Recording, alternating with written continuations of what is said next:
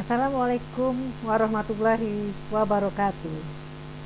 Ibu-ibu kader PKK yang berbahagia dimanapun berada. Jumpa lagi kita channel Magepa 68 yang akan membahas tentang UP2K. Ibu-ibu pasti tahu bahwa UP2K merupakan salah satu program Pokja 2, yaitu program pengembangan kehidupan berkoperasi. Ibu, kita akan membahas apa sih UP2K itu? UP2K adalah usaha peningkatan pendapatan keluarga. Yang dimaksud dengan UP2K adalah segala kegiatan ekonomi yang diusahakan oleh keluarga, baik secara perorangan maupun kelompok. Yang modal usahanya bersumber dari swadaya masyarakat, bantuan pemerintah, bantuan luar negeri, swasta, serta sumber lain yang sah dan tidak mengikat.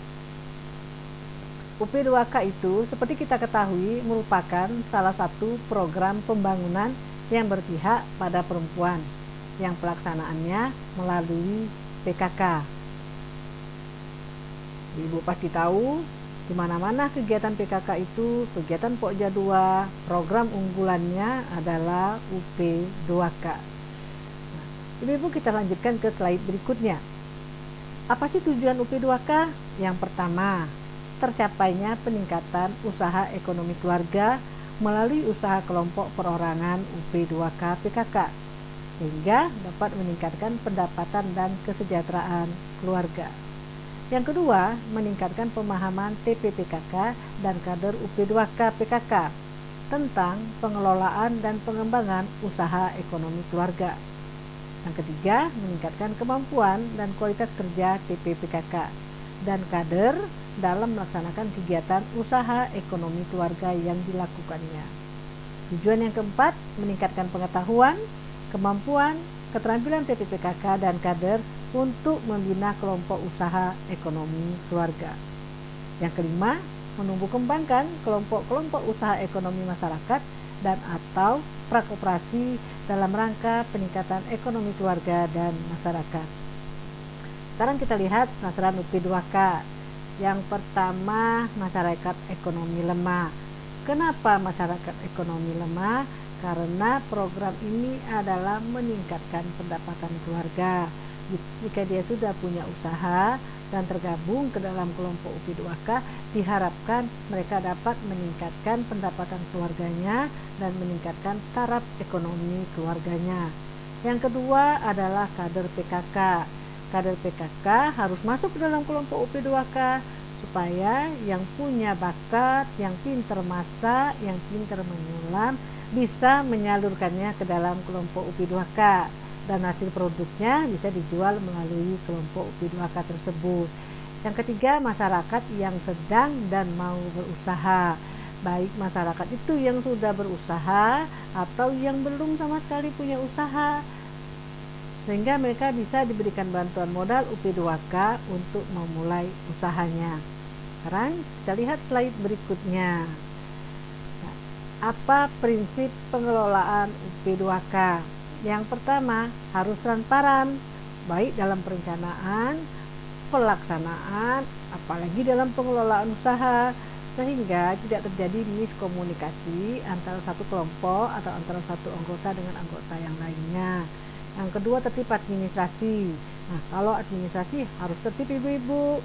Berapa penjualan dalam satu hari dicatat, berapa uang diterima, berapa uang dikeluarkan. Nah, sehingga nanti kalau ada keuntungan kita bisa tahu berapa besar keuntungannya dan bisa nanti selain dijadikan modal selanjutnya juga bisa dibagi keuntungan tersebut kepada semua anggota. 3. Pendayagunaan potensi lokal atau menggunakan teknologi lokal. Apa yang dimaksud dengan potensi lokal? Adalah sumber daya yang ada di desa tersebut. Contoh, kalau kita mau membuat keripik singkong, maka usahakan singkongnya dari desa tersebut, tidak membeli ke tempat yang luar. Kalau potensi usahanya dari lokal, setidaknya sudah menghemat modal usaha. Kalau kita beli keluar harganya misalnya 5.000 1 kilo, tapi kalau kita menggunakan potensi lokal mungkin harganya bisa di bawah itu. Setidaknya sudah menghemat ongkos untuk membeli bahan-bahan yang akan kita gunakan. Nah, teknologi lokal juga digunakan sehingga akan mempercepat pekerjaan kita dalam memproduksi usaha UP2K tersebut. Nah, yang berikutnya, yang keempat adalah harus ada pembinaan berkala ataupun triwulan atau per bulan oleh TP PKK secara berjenjang. Nah, kelompok PKK dusun misalnya bisa membina kelompok UP2K yang ada di dusunnya. Kelompok TP PKK desa kelurahan bisa membina kelompok-kelompok UP2K yang ada di wilayahnya. Nah, yang terakhir adalah prinsip pengelolaan UP2K adalah tidak ada kolusi dalam pengelolaan usaha UP2K. Antara si A, si B tidak ada. Semuanya harus transparan, semua anggota memiliki hak dan kewajiban yang sama. Selanjutnya kita akan lihat tentang bentuk usaha. Bentuk usaha kelompok UP2K itu ada dua, usaha kelompok dan usaha perorangan. Nah, kalau usaha kelompok itu bertanggung jawab bersama terhadap kelompok UP2K tersebut. Ada tanggung renteng usaha sejenis. Kalau dia pertanian, semua anggota kelompok itu usahanya pertanian. Kalau dia peternakan, semua anggota kelompok itu usahanya peternakan. Nah, yang paling penting adalah anggota harus mematuhi aturan bersama yang sudah disepakati dalam kelompok UP2K tersebut. Selanjutnya, usaha perorangan. Usaha perorangan adalah jenis usaha kelompok UP2K yang ditentukan oleh diri kita sendiri. Saya misalnya menjual makanan melalui warung bakul, atau saya punya warung, atau ibu sebelah ini dia punya bengkel atau dia punya ternak. Namun semuanya tergabung dalam satu kelompok UP2K walaupun jenis usahanya berbeda. Kita lanjutkan, bagaimana mekanisme penyaluran modal. Ibu ingat ya, setiap bantuan modal itu diberikan oleh Poksus. Ibu pasti tahu itu nanti apa Poksus, nanti akan saya jelaskan pada slide berikutnya. Setiap bantuan modal dari manapun sumbernya harus dicatat dalam buku kas PKK desa dan kelurahan. Jangan lupa ya, sehingga jelas kita berapa keuangan PKK desa itu selama 1 tahun. Berapa diterima, berapa pengeluarannya. Jika sudah ada Poksus, maka keuangan tersebut ditransfer ke bendahara Poksus, ya. Jadi dari buku kas PPKK desa kelurahan ditransfer ke bendahara Poksus jika sudah ada bendahara Poksus. Jika belum, maka ditransfer ke buku kas PKK desa atau ke kas PKK desa. Yang berikutnya, penyaluran modal kelompok-kelompok dilakukan oleh Poksus atau oleh TPPKK desa kelurahan yang belum ada Poksusnya. Modal-modal tersebut dilakukan oleh Poksus ke pola-polanya dengan nanti disertai dengan bukti penyerahan bantuan modal secara jelas. Kalau kita buatkan adalah bukti kas. Kalau dalam bahasa sehari-hari adalah kwitansi atau tanda terima berapa uang bantuan modal yang akan diberikan kepada kelompok tersebut dan berapa lama mereka harus mengembalikan bantuan modal tersebut. Itu tergantung kesepakatan dari TPPKK desa kelurahan tersebut. Nah, kemudian Poksus atau TPPKK desa kelurahan menerima kembali pengembalian modal tersebut dari kelompok pelaksana, kemudian menyalurkannya kembali ke kelompok pelaksana berikutnya. Tergantung, itu sekali lagi ya, tergantung kesepakatan. Besaran modal pun itu disepakati bersama dahulu, sehingga tidak ada perbedaan. Modal kelompok A menerima 500.000 misalnya, modal kelompok B menerima 600.000, terjadi selisih 100.000. Ini akan menimbulkan masalah di belakang hari. Maka bentuk bantuan modal itu berapa besarnya, berapa kali angsuran, berapa bunganya jika perlu harus disepakati bersama dan dituangkan dalam SOP penyaluran modal dan usaha kelompok UP2K tersebut. Kita lanjutkan ke slide berikutnya. Nah, ibu-ibu, setelah kita ada bantuan modal, setelah ada usaha, yang paling penting sekali adalah administrasi UP2K. Ibu pasti tahu bahwa edukasi UP2K itu ada 3 buku. Yang pertama buku kas, kedua buku daftar peminjam atau jenis usaha, yang ketiga buku angsuran. Nah, semua ini harus ada. Buku kas itu akan mencatat keluar masuknya uang. Nah, buku daftar peminjam, siapa-siapa sih yang meminjam, anggota mana aja yang meminjam, kelompok mana saja yang meminjam. Kemudian buku angsuran, berapa kali satu kelompok itu sudah mengangsur atau ada yang menunggak, maka jelas dalam pencatatannya. Selain 3 buku, kelompok UP2K juga bisa mempunyai buku lain. Pertama, buku rencana kegiatan kelompok. Nah, buku rencana kegiatan kelompok ini akan mencatat kegiatan kita selama 1 tahun. Rencana kita mau ngapain aja dengan kelompok UP2K. Contoh, pada bulan Januari akan diadakanlah rapat pengurus. Nah, rapat pengurus ini boleh kita buat jadwalnya dari Januari sampai dengan Desember.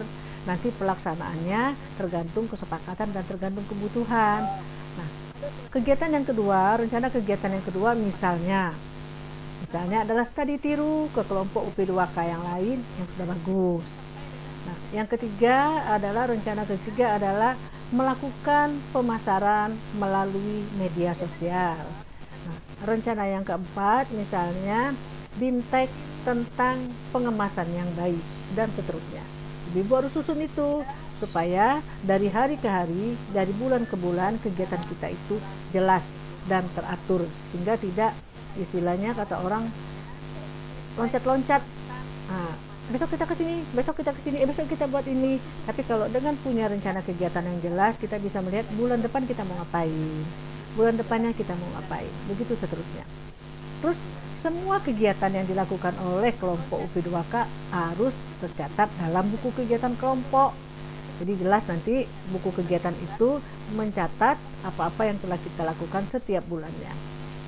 Kemudian juga buku tamu. Buku tamu ini diperlukan terhadap tamu-tamu yang datang ke kelompok kita, baik itu pembinaan maupun studi tiru atau kunjungan yang lainnya. Nah, tamu-tamu nanti akan memberikan masukan, saran, atau hal yang lain yang dituangkannya dalam buku tamu tersebut. Dan itulah menjadi introspeksi kelompok tersebut, apakah kita sudah bagus atau belum. Kalau saran tamunya belum bagus, saran tamu misalnya pengemasannya belum bagus, nah itu dijadikan evaluasi bagi kita. Kalau pengemasan kita menurut tamu belum bagus, berarti kita harus meningkatkan pengemasan produk UP2K tersebut. Bisa juga buku lainnya yang dianggap perlu, contoh buku profil UP2K, buku profil pengurus UP2K, dan yang lain-lainnya. Ibu-ibu, menurut ibu apa yang perlu? Buku penjualan per hari juga boleh, buku pencatatan pembagian keuntungan juga boleh, tergantung kebutuhan dari kelompok tersebut. Ibu, kita lanjutkan dengan pengorganisasian kelompok UP2K. Sebelumnya sudah saya sebut tadi ya, ada Pokla dan ada Poksus. Nah, Pokla, setiap kelompok UP2K mempunyai kelompok pelaksana. Di kelompok UP2K itu terdiri dari Pokla dengan mensepakati satu orang jadi ketua, yang lainnya jadi anggota.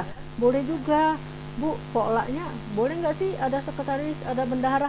Boleh, tergantung kebutuhan dan kesepakatan kita. Asal nanti pembagian tugasnya jelas. Pokla itu harus di-SK-kan oleh kepala desa atau kelurahan, bukan di-SK-kan oleh ketua TPPKK.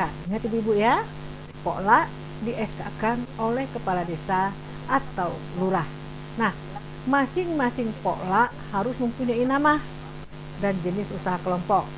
Pokla simpan pinjam maju bersama, Pokla souvenir melati. Ibu ya, jelas ya. Sekarang kita masuk ke kelompok khusus atau yang disebut dengan Poksus. Poksus adanya di tingkat pusat. Poksus adanya di tingkat pusat, provinsi, kabupaten kota, desa dan kelurahan. Kepengurusannya dijabat rangkap oleh Pokja 2, ya, oleh Pokja 2. Karena apa? Karena kelompok UP2K merupakan salah satu program unggulan dari Pokja 2. Kemudian yang kedua, pengurus Poksus terdiri dari kader PKK yang Pokja 2 tadi ya. Kemudian Toma atau tokoh masyarakat. dan ditetapkan dengan SK Kepala Desa Kelurahan, bukan oleh Ketua TPPKK. Sama dengan Pokla tadi. Nah, susunan pengurusnya ada ketua, sekretaris, bendahara, dan anggota sesuai dengan kebutuhan dari kelompok tersebut. Disepakati ya Ibu ya. Jadi nanti jelas ketua tugasnya apa, sekretaris tugasnya apa, bendahara tugasnya apa, anggota ini tugasnya apa. Seperti itu. Nah, kita lanjutkan dengan slide berikutnya. Ibu, UP2K memiliki tahapan stratifikasi. Ada 4. Kelompok pemula yang kita beri warna merah. Kelompok madya kita beri warna kuning. Kelompok utama kita beri warna hijau. Dan kelompok mandiri diberi warna biru. Fungsi konstratifikasi UP2K ini nanti yang pertama kita akan memilah kelompok-kelompok ini terkategori yang kemana. Yang kedua, dalam pembuatan peta UP2K ini sangat diperlukan.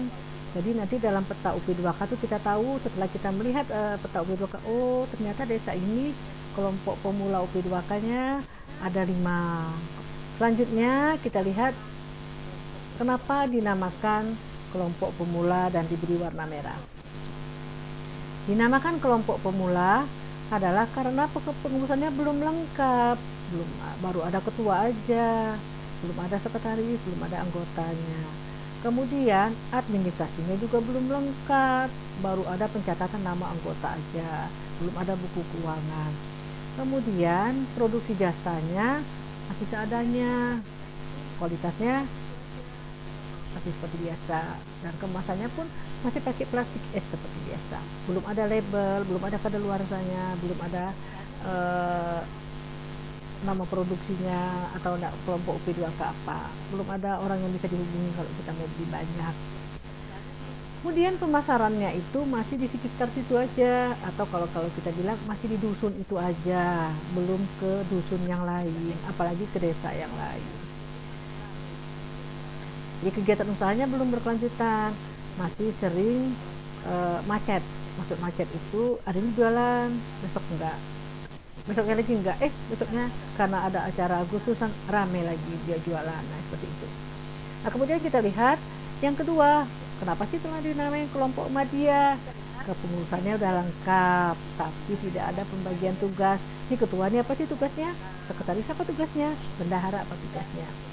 Administrasi 3 bukunya udah lengkap. Kemudian pencatat akuntansi dan keuangannya udah lengkap. Udah ada keuangan lengkap, uang masuk lengkap. Kemudian ada pelaporannya setiap bulan atau setiap bulan. Nah, memiliki kemasan yang sudah bagus dan memiliki jangka produksi yang jelas. Produksinya misalnya 1 bulan sekali, atau 2 bulan sekali, atau 1 minggu sekali. Nah, kemudian pemasaran itu sudah luas di luar dusun tersebut. Kita lanjutkan. Kelompok utama atau yang diberi warna hijau. Ini udah sangat bagus sekali nih, sudah mulai bagus. Rumusannya udah lengkap, udah ada pembagian yang jelas antara ketua, sekretaris, bendahara, dan anggota. Administrasi 3 bukunya lengkap. Akuntansi dan keuangannya juga lengkap, ada pelaporan rutin, ada lagi neracanya, ada pencatatan keuntungan dan lain-lain. Produksi dan kemasannya mengalami peningkatan dari kelompok warna kuning tadi. Kemudian pemasarannya sudah sampai ke swalayan atau minimarket. Sudah memiliki mitra usaha. Mitra usaha itu Ibu bisa juga dia dengan pihak lain. Jadi ada perusahaan yang rutin ada rapat bulanan, maka kelompok UP2K ini yang menyediakan konsumsinya. Kemudian ada legalitas usaha, minimal ada izin usaha dulu dan domisili dari pihak berwenang. Nah, kemudian produksi dan layanannya sudah kontinu, sudah terus-menerus produksinya, sudah rutin, jadi tidak menunggu lagi harus habis stok dulu baru produksi lagi, tidak, dia rutin produksinya secara kontinuitas. Kemudian sudah mulai merintis badan hukum atau katakanlah sudah mau dicatatkan ke akta notaris usaha tersebut. Kita lihat yang terakhir, kelompok mandiri yang kita beri warna biru. Nah, ini sudah bagus sekali Ibu. Selain syarat-syarat yang tadi ada kepengurusan, ada pembagian tugas pengurus, ada administrasi lengkap, akuntansinya bagus, keuangan lengkap, transaksinya udah melalui bank. Jadi kalau kita mau belanja, kita tidak perlu lagi bawa uang tunai, kita tinggal transfer ke kelompok UP2K tersebut melalui kode rekening yang sudah diberikan atau melalui barcode yang sudah diberikan, Ibu ya, atau melalui top up istilah sekarang. Jadi nggak perlu lagi kita bawa uang tunai untuk belanja ke kelompok UP2K tersebut. Kemudian produksinya semakin berkualitas, semakin bagus dan berkembang. Sudah ada pencatatan expirednya kalau dia makanan, sudah ada kontak personnya kalau mau dihubungi, sudah tertera di situ nomor usahanya ya. Nah, kemudian produksinya, prosesnya sudah menggunakan teknologi tepat guna sehingga hasilnya pun lebih bagus lagi. Teknik pemasaran sudah menggunakan media. Sekarang kan kita tahu sekarang banyak toko-toko online ya. Ibu pasti tahu tuh, ada yang beli baju nih melalui toko online. Sebetulnya ibu-ibu juga bisa mengiklankan pemasaran produk ibu melalui media sosial, melalui Instagram, melalui Facebook gitu ya, sehingga nanti orang lebih mudah memesan produk kita yang karena kita sudah mempromosikannya melalui media sosial, sudah ada kontak personnya, sudah ada alamatnya, sudah ada logo dan lain-lainnya. Nah, selanjutnya sudah bermitra usaha dengan pihak lain. Yang terakhir adalah legalitas usahanya lengkap. Sudah ada akta notarisnya, sudah ada izin domisilinya, sudah ada izin usahanya, dan sudah ada amdalnya. Nah, ibu-ibu kelompok mandiri ini istilahnya itu sudah betul-betul bagus, sudah seperti usaha yang profesional sekali, gitu ya. Nah, jadi jangan salah bahwa kelompok UP2K itu juga sudah bisa kita kelola secara profesional, dan yang paling penting adalah setidaknya kita yang menjadi anggota kelompok UP2K tersebut sudah mendapatkan pendapatan dan meningkatkan ekonomi keluarga kita. Demikianlah tentang UP2K, semoga bermanfaat. Wabillahi taufiq wal hidayah. Wassalamualaikum warahmatullahi wabarakatuh.